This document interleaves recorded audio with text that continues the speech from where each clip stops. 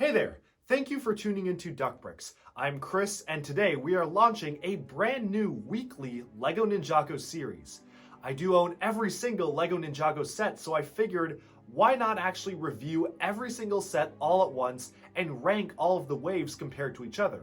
We'll be starting off today taking a look at all of the newest Season 14 The Island LEGO sets, and we'll be at the end of the video putting all of the themes, sets, and the sub-theme as a whole in a ranking with each other. So next week when we cover, say, the January Legacy sets, we'll be comparing and contrasting how they compare to these sets and so on. Be sure to check in every single week on Wednesdays, unless otherwise stated, where I'll be reviewing a new wave of Ninjago every week. As you can see behind me, there is no shortage of Ninjago content to cover here, so I can't wait to get started. Let's dive in immediately to the Island sets, which was a relatively smaller sub-theme, but still packed full of very interesting stuff. Let's go and check it out. Alright, so here we have every single LEGO Ninjago Season 14 The Island set. You'll notice that this is a much smaller wave than usual, specifically because this was released alongside the Ninjago 10-year anniversary Legacy wave, which got a massive push in January of 2021, and when these came out in March of 2021, it was a much smaller wave to make up for it. It's a very similar scenario to, say, Season 10 in March of the Oni, which was when they launched Legacy, although in that case, that only got one minifigure pack, and at least we're getting a few sets here. So let's take a look at them. For $70, we have the Catamaran Sea Battle, which features a catamaran for Kai or the ninjas, alongside one for the tribal warriors. For $50, we have the Keeper's Village right here, featuring the main location build for the villain faction of this wave, alongside a few extra side builds and a few ninja alongside them. We have the $40 Jungle Dragon, who is an ally to the ninja this time around. It is a puppy-like dragon who is fighting with them against the Islanders. And we have the $20 Lloyd's Jungle Chopper Bike, which also comes with a mini catamaran for Zane, which actually did appear in the show.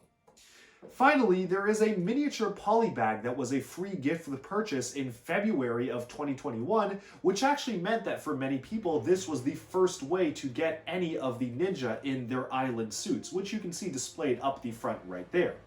I won't be reviewing Polybags for every single wave, but I did decide to include this one, mostly because I just had it on hand and because of how small the rest of the wave is in comparison.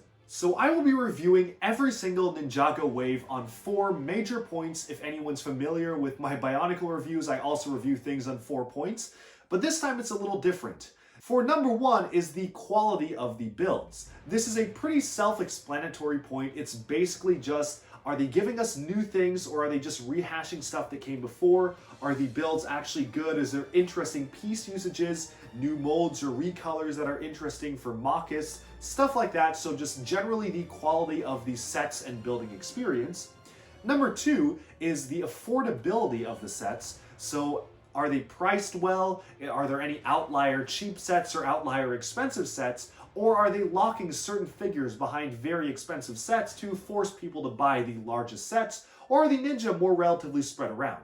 Number 3 is simply minifigures. So how good are the minifigures? Specifically, I'll be ranking the ninja suits in comparison to the other suits. Although for this video, since it's the first one in this series, I'll just be taking a look at them on their own. And I'll also be comparing the design and molding of the villain factions in comparison with previous villains and just generally reviewing them as a whole. Finally, number 4 is balance. How balanced is this as a wave? Is there a good mix of hero stuff and villain stuff? Or is it way too skewed towards the heroes, maybe way too skewed towards the villains? Or maybe it's just a little bit too much in 2 wildly different places such that there isn't enough focus.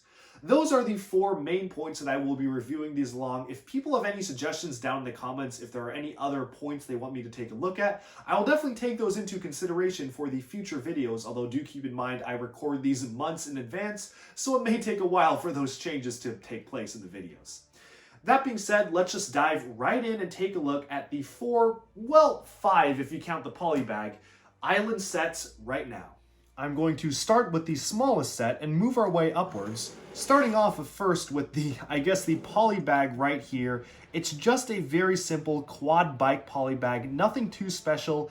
Makes sense that they don't include the fully outfitted figure. Of course, you can see the Lloyd figure that's included does not have armor or the wrap of the scarf around his face. It's just the standard Island Lloyd. That being said, I actually do really like this one because it gives you a chance to make essentially the entire full minifigure, which is this one right here, using existing pieces from your collection. The headscarf wrap was used for Lloyd all the way back in 2014 for Ninjago Rebooted, so you can easily get a spare from your collection if you have any sets from that point onwards, and the armor piece was used very frequently in sets starting in 2019. So if you wanted to, you could actually just buy this Polybag, and if you wanted the fully armored Lloyd, maybe if you own a few older Ninjago sets, you could just swap out the armor and mask and actually get this fully geared up.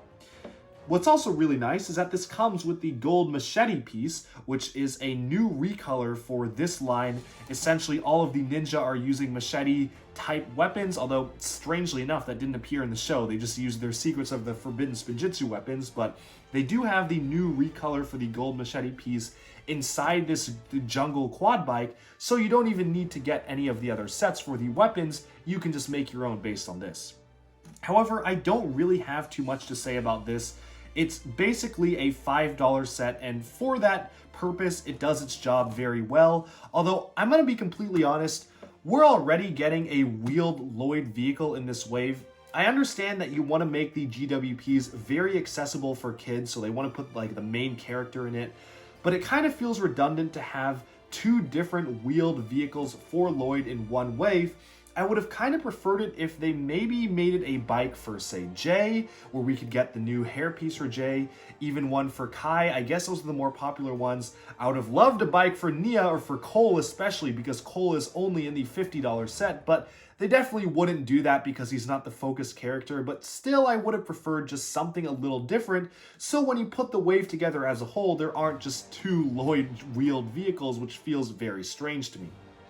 Honestly though, setting this aside, which is kind of a throwaway build, we can take a look at the actual Focus Lloyd vehicle, which is just this kind of smaller $25 set featuring Lloyd alongside Nia as well as an enemy. They used one of the tribal warriors. I've got him piloting the boat right now, but it did come with one of these island keepers right here. Just the standard one, nothing too crazy going on with any new molds or anything, just using a white spear and a regular hat, which we've seen before. And I know what people are going to say, come on LEGO, we've gotten a ton of motorcycle builds before, can't you do something new? I will, however, say that this motorcycle build is pretty unique, especially because it includes this whole sail piece, which doubles as, I guess, a flying vehicle, or maybe even a catamaran of its own, if you want to imagine this gliding alongside the water with the other vehicles. When you remove this top sail piece, it honestly doesn't even look too bad. This just looks like part of a motorcycle, maybe missing something on the back here, but it generally still retains the actual shape, unlike many other splitting vehicles. When added on, it gives it a very distinct silhouette, unlike really anything that we've seen from Ninjago motorcycles before, which typically can be around the size but have never included a fabric piece for a sail here. So it's a very nice inclusion that I feel makes this feel a lot more exclusive and a lot more special than honestly it really is, because outside of this sail, which is just a cloth piece, the build is pretty standard. Sure, it does have hydraulic suspension, which is a nice feature to have, but they have been putting that in smaller and smaller sets frequently, so nothing too special here. What is nice though is that it is our only way to get Nia of this wave, and she appears in a cheap set. Thankfully, the only set that she appeared in 2019 for their wave was the largest and most expensive set, which was very frustrating for collectors who wanted the entire ninja team, being forced to buy the largest set, which they may or may not have had an interest in. But now Nia appears in the smallest set of the wave, so that is a welcome surprise. Usually they try to lock a lot of these minifigures behind the more expensive ones, but not in this case, so that's pretty nice. Honestly, the choice of the enemy here could have been a little bit more interesting. I wish that they chose one of the ones with the molded mask instead. It's a new piece for 2021 for this wave. A little bit more interesting than the standard Rumble Keepers here, but it's still nice to get a new villain in this set, albeit a rather generic one. So We can probably set this aside and move on to the next largest set though, which is the $40 Jungle Dragon, which also comes with the mini Zane Catamaran, another Lloyd minifigure, so this is his second appearance for this wave, which does kind of make sense. He's technically the cover character, so he can sit on the top of the dragon and ride it. And it also comes with a unique enemy as well. This is the two-headed Polybag, which is kind of interesting. He's meant to represent a totem pole, but he's a minifigure with two heads stacked like a totem pole, but he's just a regular figure. So fun figure there. Unfortunately though, Polybag himself does not have anything new about him. Unlike many other general quote-unquote minifigures from the villain factions who usually have at least a new body print, leg print, head print, or new head mold, this character just reuses the angry face from this type of tribal warrior and the smiling face from this kind of tribal warrior. So it's really just a combination of the two existing minifigures stacked together, and honestly that is something that you will start to notice in this wave of sets. The figures in particular seem to have been hit by some form of budget cuts. Maybe they're saving their budget for either another theme like Monkey Kid or for the summer wave of sets, although looking at the summer wave, they also are just reusing old molds. So I don't really know what happened to the villain faction this time around. Usually we actually get a whole host of unique molds, new weapon molds for the villains and new prints, but here we just get a new print for the torso, a new print for the legs, and two new head prints, plus one new mask mold for the generic villagers, which is a far cry from the vast amount of new prints and molds that we used to get for Ninjago villain factions. But enough about this figure here, we can start taking a look at the dragon build itself. I love almost everything about this build. We have a new mold for the head, which is going to be reused in Nia's water dragon this summer, and we have a very expressive tongue sticking out of the side of the mouth, taking an expert use of that CCBS construction claw piece to represent a tongue in red. I also really enjoy how the tail articulation works. A lot of times they have the articulation bend just too much. So oftentimes dragons have tails that whip around such that they're curved at such an extreme angle that they go all the way to the front of the head. This time they have a completely different building technique for the tail, which actually restricts the movement here. You can't bend it past this point, which I think is a really good thing because it makes it feel a lot more organic and sway a lot better than the other tails for dragons, which tend to flop around and especially in flight look really awkward when they just flop all the way over to one side. Of course, the pauldron up here can be removed if you want, or the little seat on the dragon, so it is nice. Does feel a little out of place and insecure strapped onto the top of the dragon here. In the show, the ninja never actually rode it himself. They just directed him around as a weapon almost, so you don't even really need this saddle unless you want to have it included or want to have one of the ninja ride it. So that is nice. And you got a standard amount of articulation in the tips of the hands here, the claws, moving it around on the click hinges. This build is also an incredible source for teal parts. I absolutely love the color scheme on this dragon build. It is a very vibrant one. We've never gotten a teal dragon before, and this is such a unique color scheme that thankfully isn't just coded to, say, one of the ninja's color schemes, which we've seen 1,000 times before. It also is a great source of teal parts for anyone looking to build in that color, especially because just a few years ago it was revived from being discontinued. The one thing that I'm not the biggest fan of for this dragon, however, is the way that the wings are designed. Feels like a little bit of a step back, if I'm going to be honest, for dragon builds, just using these very spindly spike wings. I really wish that, they seem to have no problem with putting in these cloth pieces in all of the other sets. I just wish they included some cloth pieces for this dragon, or even just vinyl pieces to make it feel a little bit more substantial in terms of the wings, because as it is right now, these are very, very spindly wings, very much just the skeleton or suggestion of a frame for wings. So honestly, not my favorite part of the build. I just keep them kind of tucked to the side and treat this more like a large lizard than anything. What is nice though is that we do actually get this other vehicle for Zane alongside him.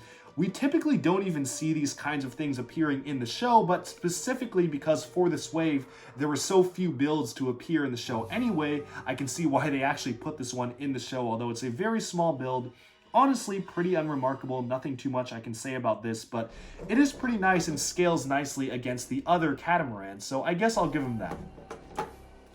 Moving on though from this build, which was $40, not the best price. Honestly, maybe could have been $35 if they took out some of the details. Maybe remove this, could have made it $35, but $40 is all right. It's all right for a build like this, I will say. There are better priced $40 sets, but this one isn't bad. We can now move on to one of the best priced sets of the wave. This is the fantastic Keeper's Village set. Now, I will say it right off the bat, this is my favorite set of the wave. I think it's such an inventive set. Really reminds me of some of the classic LEGO Islanders or pirate themed sets, and it's a really great location build for such a cheap price. This $50 set, just for reference, has more pieces than an $80 licensed set or even some of the $80 Monkey Kid sets. That's just how good of a value you're getting here. It's $30 cheaper than many other sets priced at this piece count, so it's honestly one of my favorite sets that they've done for in terms of location-based stuff. I also do like how you can actually separate this out, treat them as two separate parts, and maybe configure them a little bit differently for different play scenarios. You can move this around, maybe shuffle it over right here. I don't know, a lot of different things that you can do to reconfigure this whole space. So it's a pretty nice kind of playset here, and there's honestly a lot of different things that can be done. Even on the interior of the cave, there's some little food buckets and fire underneath. And I also do really like this suggestion of the Wohira serpent kind of carved into the side of the rock here. Of course, in the show, this was much larger and the throne was actually inside the mouth. But honestly, at the scale of this set, they made do with what they could, and that was honestly fine. They even have some traps set up here where you can string up Jay from a chain, and if you step on this death plate right here, you can trigger some studs to fire at you from the back. What's also nice is that we get our main villain, who is the General Mamadus right here, or Chief Mamadus. He's a very interesting villain. We'll talk about him more when we go to the minifigures, but it is nice that he has a brand new headdress here. What isn't really nice though is that they didn't actually include a brand new mold for his staff. They just have him using some combination of existing pieces, whereas in the show it is a very specialized piece. What's nice though about this build is that you actually got this totem, which played a big role in the action sequences of the show. The totem can jump off of the point here and actually act as its own individual entity, bouncing around and attacking the ninja. However, I'm going to be completely honest here. I feel like there were two major missed opportunities with the construction of this totem, which would have made it even better. For instance, in the show, you see it rotating around and each individual piece sliding around. While you can separate the individual pieces like so, they all just come off, because of the way that they separate, you can't actually rotate them. And I can't help but wonder what they could have done if they just simply aligned it in terms of a Technic pin instead of a Technic axle. As it is right now, you cannot rotate these at all. It's in a fixed position, so honestly, it's a little disappointing, I'm gonna be honest, especially after seeing in the trailer there is a funny reveal shot of it turning around, kind of this head turning this way, but you can't really do that without just lifting it up and turning it yourself, because once adhered, you can't move them at all. That's one big miss, I feel, with this particular totem. The other thing that's kind of strange to me is that you'll notice that the arms are bent at 90-degree angles, but the suggestion of these dot pieces here, or these curved pieces, suggests that you could have actually moved them around. In fact, when I was building this, I actually built it incorrectly. I left these corner slopes off, and I just simply attached these by one slope here, and you'll notice just by the way that this slope is aligned, you can actually get articulation in the elbow just by one stud, allowing you to put the arms in much more interesting configurations and wield the weapons in more interesting ways, as you can see right here. However, with the inclusion of this underside slope piece, it immediately is fixed again at a 90-degree angle. And I can't imagine why, other than stability, that they actually decided to make that change, because now it's a lot harder to pose these longer weapons because they're at 90-degree angles, and the way that the mixel joints are aligned make it such that you can't actually move the arms forwards. You can only really move them out, and the more you move them out, the more they're just gonna hit the rest of the body. So kind of a strange thing here. It was literally perfectly set up such that you could articulate the elbow, but the inclusion of just one more piece on each arm made it such that you couldn't. Which I feel like, I mean, honestly, that's not a big deal, because if you really wanted to get it into different poses, just leave out the bottom slope piece and you can get it to pose just fine. It's not even really a stability issue because there's a lot of clutch power, get it, in between all these different pieces. But all in all though, this is such a unique design for a Ninjago villain. I can't complain about it too much. Love the totem idea as a separate entity that can actually battle the ninja itself, and the fight scenes in the show with this totem were fantastic, so I can't fault it too much. All in all, this is a pretty fantastic set. Only some minor cons. One of the other cons is that it's the only way to get the Cole minifigure from the island. So $50 set, honestly not too bad, but still unfortunate that he was locked behind this more expensive set. Thankfully, he was not locked in the most expensive set, which we're going to shift our focus to right now, taking a look at the Catamaran Sea Battle, featuring a Ninja Catamaran and the Islanders Catamaran, both having action features, as well as a host of different functions that you can do.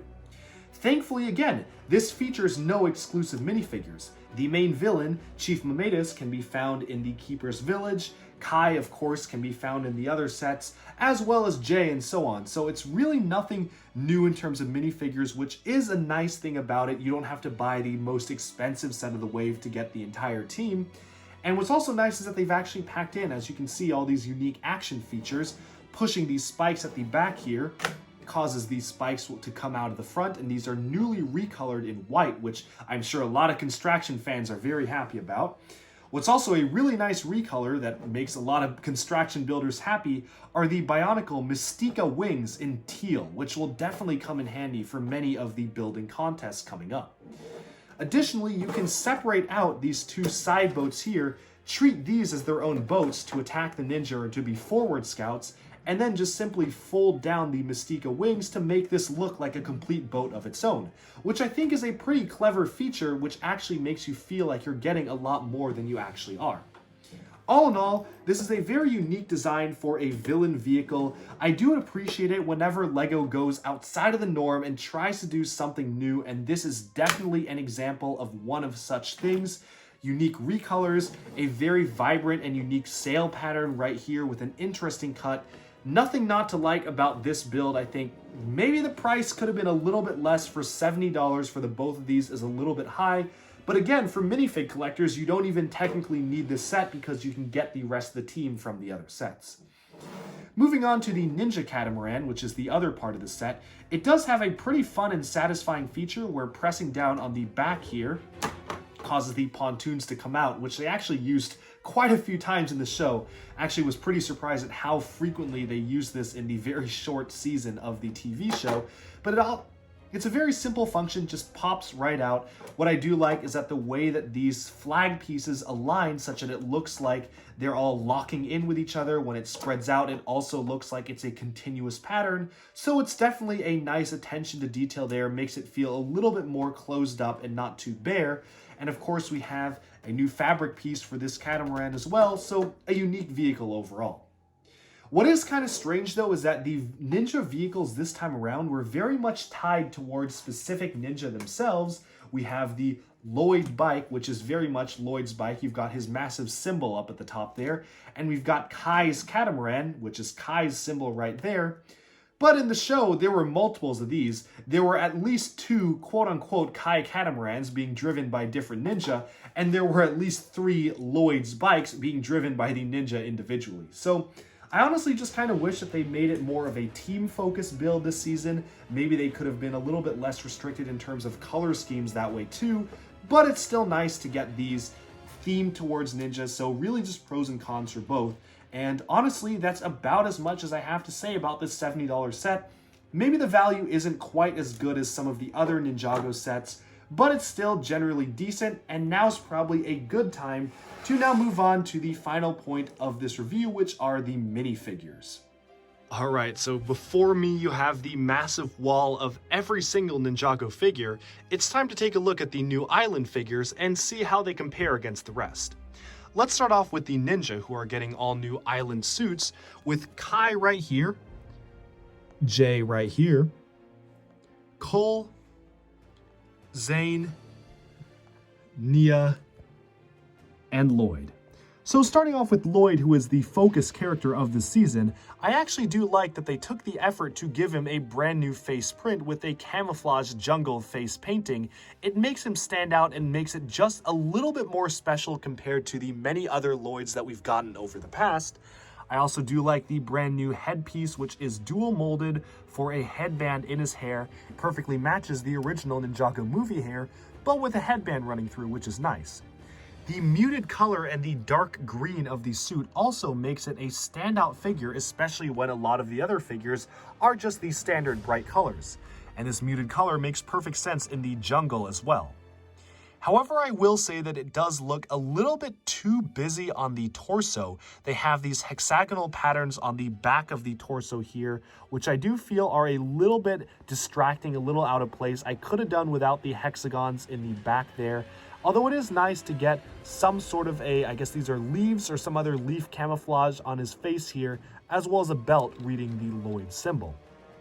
All in all, this is not one of my favorite Lloyd minifigures. I think that honor would probably have to go to either the Hands of Time version or maybe even some of the Sons of Garmadon ones right there, but it is still a standout, and I do actually think I like it a little bit better than the previous main version we got for Season 13, which I did also feel was conversely a little bit too plain along the center of the torso there. Moving on to Nia here, we actually get a really nice new color for the half mask in Azure. This is the first time we've gotten it, so it's a brand new recolor for Nia.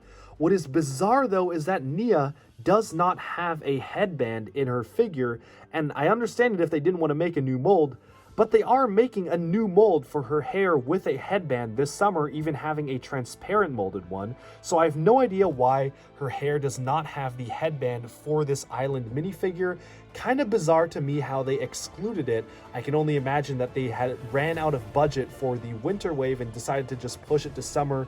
But it does make her really stand out because all of the other ninja are sporting headbands, so it really feels strange how she isn't. So I honestly really wish that she had that instead.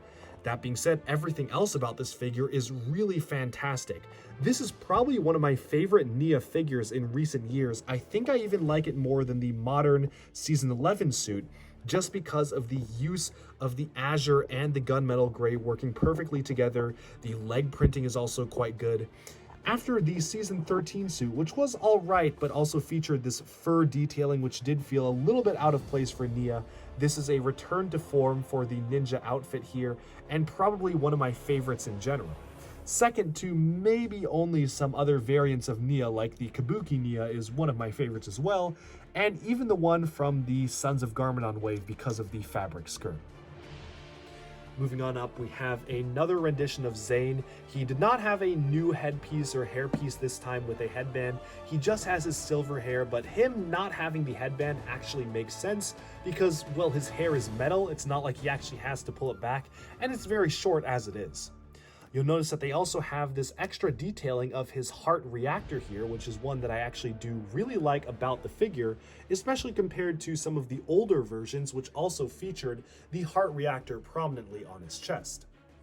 Again, I feel like this is a pretty standout figure among many of the other figures here. Obviously, one of my favorite variants of Zane is this amazing Ice Emperor variant with fantastic dual molding, but this one actually comes close in the modern post-Season 10 era, although I do actually really like the Season 13 suit as well. Moving on to Cole, it's a shame that he only appears in one set because this suit is quite good, featuring a body plate armor for Cole, kind of similar to the one that he wore in his Prime Empire suit, although of course translated and adapted to the jungle. The one thing I really like is that orange headband on his hair. Honestly, I feel like that makes the figure really stand out and is a big improvement over previous versions which had a duller dark brown headband, which honestly you can barely even see unless you're looking at it under a bright light. Having that bright orange headband really helps the figure pop and stand out, and that's one thing I really do like about him. Moving on to Jay right here, we have a brand new hairpiece for him featuring the headband, which is very nice, and in sufficiently detailed torso, I will say, although this one again feels a little bit reminiscent of some other suits that he has had before, Not necessarily a bad thing, but just something to point out, especially with these straps across really remind me of the Sons of Garmadon suit, which you can see right here, featuring almost identical strap detailing compared to the Island version here. And the one thing that I do really like about it is the yellow or keyed orange highlights on the torso here actually do make the lines pop, especially when compared to the a lot duller version from Season 13, which had the silver armor but just a plain kind of suit underneath. This one I much prefer. And finally, moving on to Kai, this is a perfectly sufficient figure. Definitely doesn't stand out among my favorites. I think one of the best Kais that we've ever gotten traces all the way back to either Hands of Time. I know I keep going back to those two, Hands of Time or Sons of Garmadon, but those truly are some of my favorite suits. And even some of the earlier versions of Kai are really standouts. This one, in comparison, is honestly just alright. The detailing for the suit feels pretty standard and traditional with this cross wrap here, which we've seen a lot of times in the ninja suits before, especially like these kimono robes started it, and we've gotten it a ton of times, so doesn't really feel too unique to me in terms of a minifigure, but it is still a pretty good one. There aren't really many major complaints I have other than the fact that it feels a little bit bland and dull, especially compared to many of the other ones. But taking a look at the minifigures in review for the ninja faction of Season 14, The Island, I really do appreciate the aesthetic and direction that they were going by featuring them in the more casual jungle outfits, having their heads exposed with headbands. Only wish Nia got that headband too, but otherwise these are all generally fantastic figures, quite good detailing for this particular wave, although of course they only really work for this one environment. What's a little bit bizarre to me is that all of the ninja are featuring machete-like weapons. They're basically modifications on their standard weapons, although with machetes, except for Zane, who has his bow back. Although in the show, they did not use these weapons one bit, and instead they just used their weapons from Secrets of the Forbidden Spinjitzu. I don't know if these were a last-minute inclusion, but kind of strange how they don't really show up in the show. The other thing with Nia's in particular that I do want to note, I had to add this hollow stud at the bottom because the machete was not staying in place. I don't know if it was a production issue with my piece in particular, but I found that build particularly fragile due to the type of plastic that the machete piece is made out of, so kind of strange how that slipped by LEGO quality control. I don't know why they didn't just include this one hollow stud there, because that fixes most of your problems. But then moving on down to the villain faction, we are getting a lot less variety in villains this time. Only 4 distinct villains, all sharing the same torso and leg print for the side villains, and this one in particular uses the same head prints as this warrior here, and this one does under the mask. There are 2 new molds for headdresses, one for the main villain, Chief Matus, and one for the Thunder Keeper right here, which is just a side character, as well as, of course, the collectible for this season, which is the amulet. Kind of strange to me how little variety that we're getting in villains, only 4 unique ones, including the main villain, especially when you compare it to previous waves of Ninjago villains, which you can see had a ton of variety. I mean, obviously, just look at how they started out, just how many different snakes there are. Even going on down to some of the more modern stuff, Season 11 has all this different variety in armor molding, dual molded heads, helmets, armor, whatnot. Even every single foot soldier has a difference in variety of the printing here. You can see they have 2 different torso prints for, say, the Ice Warriors here, and that was even when they were sharing the same season with the Pyro Vipers. So all of these figures represented one season, and in comparison, we get something with just 4 figures here, probably because the Legacy sets ate a lot of the budget for this wave early on in the year, but it is especially strange because if you compare it to the previous wave's line of sets, which was 2020's Prime Empire, which came out at around this time last year, we got 1 new main villain with a new torso and body print and 2 new molds for the beard and the head. We've got a new villain here with a new printing on the torso and legs, another new set of printing for torso and legs, and 2 new dual molded colors, and yet another new torso and leg combo, a new dual molded headpiece recolor here, and all in all, just kind of a much wider variety of villains from this time last year compared to this time this year. Then again, if you look at the other figures released for Legacy, we did get spoiled with the Elemental Masters taking up a lot of prints on their own, with these ones right here, a new version of Ronin, for example, who actually is relevant to the story this time around, not to spoil the island or anything, but he is gonna show up at some point in the TV show, and a new version of Misako as well, not to mention a ton of other prints for the other versions of the ninja suits. So it definitely does kind of make sense that the villain faction this year got a little bit shafted in terms of detail, although it is very unfortunate to only get 4 different characters, 3 of which are basically just the same character, swapping around different facial expressions and heads.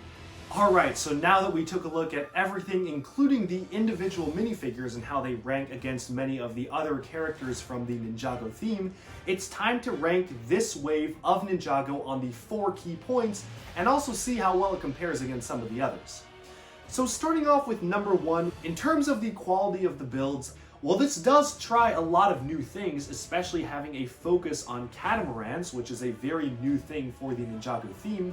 At the same time, it is just doing things that are relatively the same or similar to what we've gotten before, like this bike right here, without the sail, of course, and even regressing at some points, like the dragon wings being very, very simple and not really bulked up here. I feel like they could have done a better technique than this. But then with those cons, we have this fantastic island build, which I think blows away a lot of the other waves in terms of location-based, smaller location-based builds.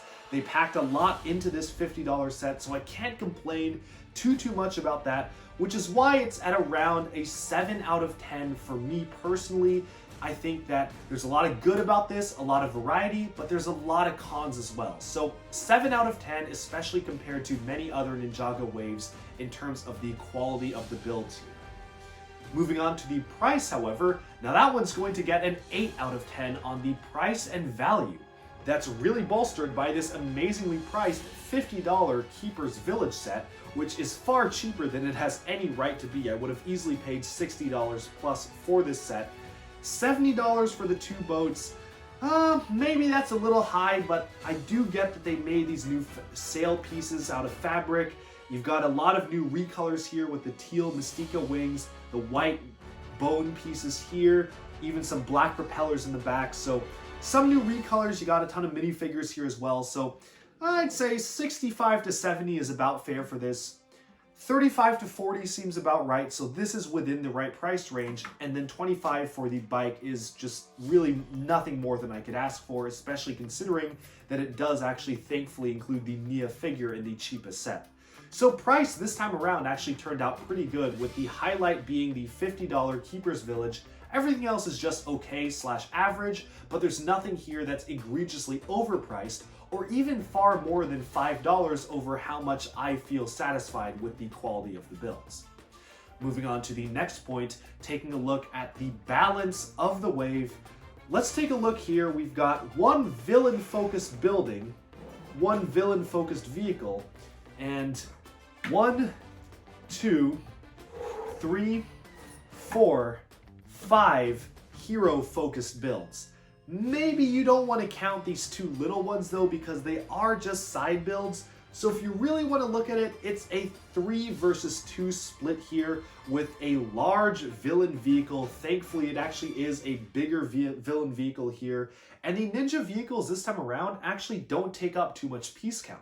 I'm actually pretty happy with the balance here, specifically given the fact that despite the villains only having 2 things and the ninja having 3 moderate-sized things and 2 very tiny things, the villain builds are a lot beefier than the ninja builds, which means that after you own all of the sets, it actually does make sense that maybe you could see these 2 factions coming into conflict with each other. Unlike many other Ninjago waves, the ninja side isn't ridiculously overpowered with just maybe like 1 villain building on the side here and 1 villain animal. We actually have a pretty decent mix of villain stuff and hero stuff, which is really nice to get. I always love it when villains get cool things to their own, so this is actually a lot better than many other Ninjago waves in that respect. Still not as good as some other ones, but it's generally pretty good, and I'm going to give this one an 8 out of 10 in terms of balance.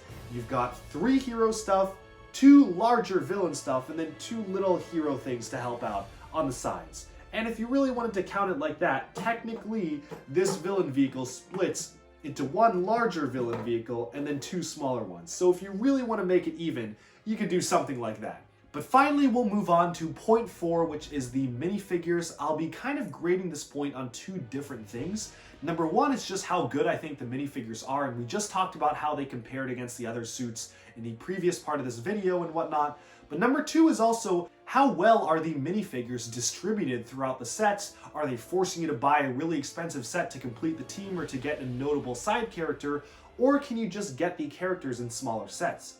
And with this wave, I was shocked. The villain appears in 2 sets. The main villain appears in 2 out of the 4 sets, which is amazing.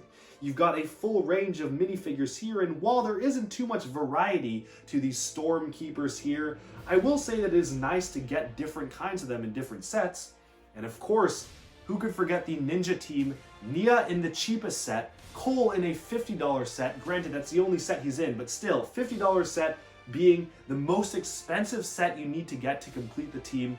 I call that one a win. So in terms of minifigure distribution, this is probably one of the best I've seen in a while. But how about quality of the minifigures?